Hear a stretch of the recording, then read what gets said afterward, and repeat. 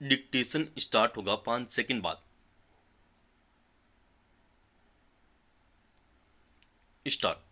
बिहार के मुख्यमंत्री के रूप में नीतीश कुमार को एक विकास पर सोच वाले व्यक्ति के रूप में जाना जाता है।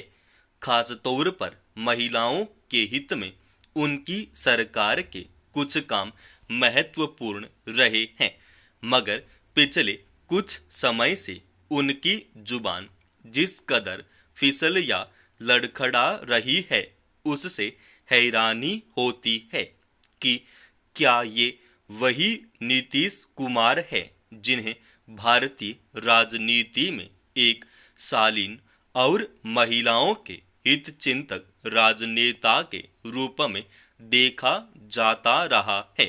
बुधवार को बिहार विधानसभा में राज्य के संशोधित आरक्षण कानून को संविधान की 9वीं अनुसूची में शामिल किए जाने की मांग को लेकर चल रहे विपक्ष के हंगामे के बीच राष्ट्रीय जनता दल की महिला विधायक रेखा देवी को उन्होंने कह दिया कि अरे महिला हो, कुछ जानती नहीं हो। एक बारगी इस तरह का बयान चौंकाने वाला लगता है कि सरकार के मुखिया रहते हुए नीतीश कुमार ने महिलाओं के सशक्तिकरण के लिए जिस तरह कई अहम फैसले लिए, उसके बरक्स वे अपने विचार अभिव्यक्त करने वाली एक महिला विधायक को चुप कराने की मंशा से अपमानजनक तरीके से भी संबोधित कर सकते हैं। राज्य और देश की राजनीति में लंबा वक्त देने एक परिपक्व और सौम्य व्यक्तित्व माने जाने और महिलाओं के हित में कई कदम उठाने वाले मुख्यमंत्री नीतीश कुमार को यह क्यों लगता है कि कोई महिला विधायक इसलिए कुछ नहीं जानती है क्योंकि वह महिला है। हालांकि यह कोई पहली बार नहीं है कि नीतीश कुमार के मुंह से महिलाओं को अपमानित करने वाली इस तरह की भाषा का प्रयोग सुना गया। इससे पहले विधानसभा में ही अपने वक्तव्य में जनसंख्या नियंत्रण के मसले पर बोलते हुए वे नाहक ही आपत्तिजनक और अवांछित भाषा का इस्तेमाल कर चुके हैं। इसके अलावा चुनाव और राजनीतिक अभियानों में भी वे अपने प्रतिद्वंदी नेता और उनके परिवार के बारे में दुराग्रहपूर्ण बातें बोल चुके हैं।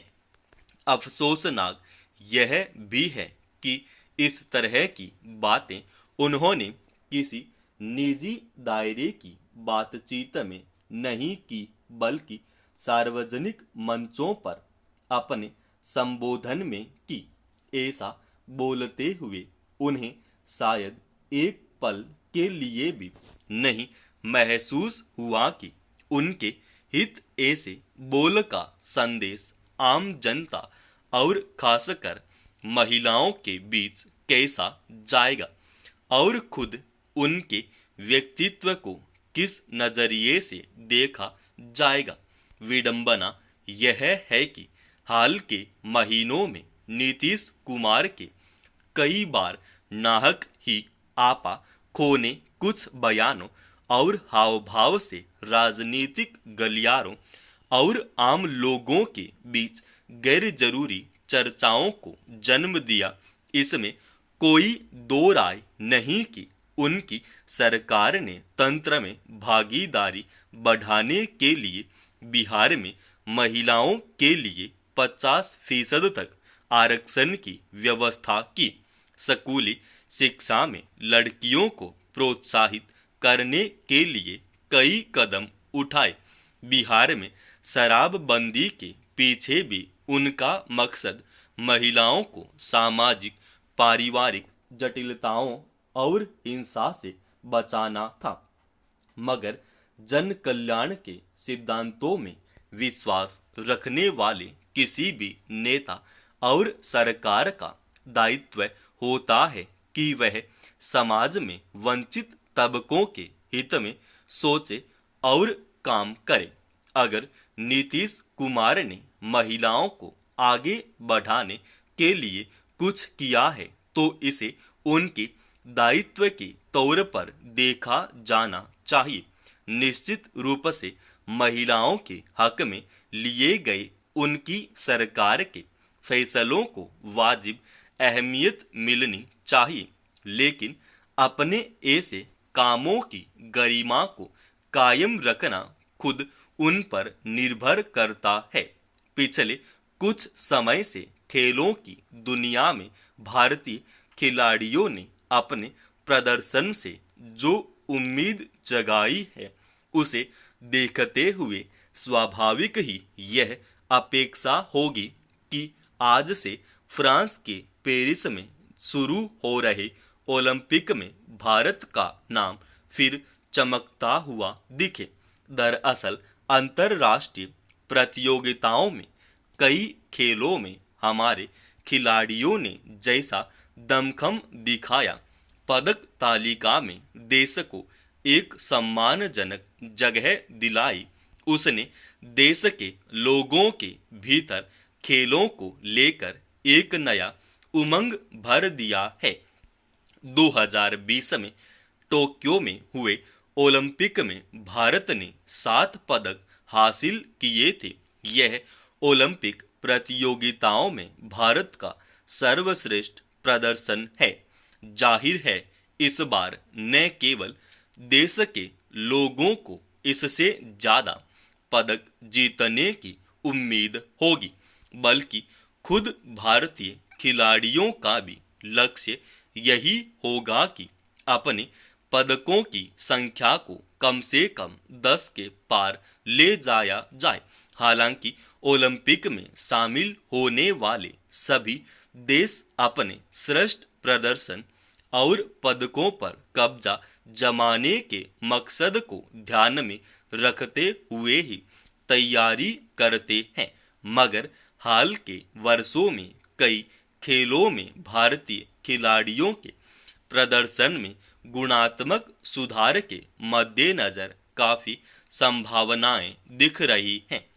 गौरतलब है कि इस बार पेरिस ओलंपिक में भारत की ओर से 117 एथलीट हिस्सा लेने पहुंचे हैं।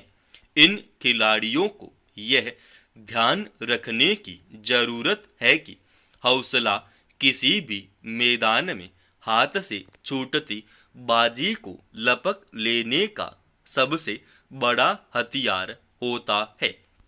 पिछले ओलंपिक में भाला फेंक में नीरज चोपड़ा ने जिस तरह स्वर्ण पदक जीता था, अब इस ओलंपिक में भी उनसे बेहतर प्रदर्शन की उम्मीद की जा रही है। इसके अलावा तीरंदाजी, कुश्ती, हॉकी और बैडमिंटन में भारतीय खिलाड़ियों से पदक की अपेक्षा की जा सकती है।